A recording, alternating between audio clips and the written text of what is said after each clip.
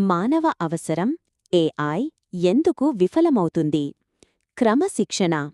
AI గలాట చేసే విద్యార్థిని కూర్చోబెట్టి చదివించలేదు, లేదా పిల్లల ప్రవర్తన గురించి తల్లిదండ్రులకు ఫోన్ చేసి చెప్పలేదు. భావోద్వేగ అనుబంధం.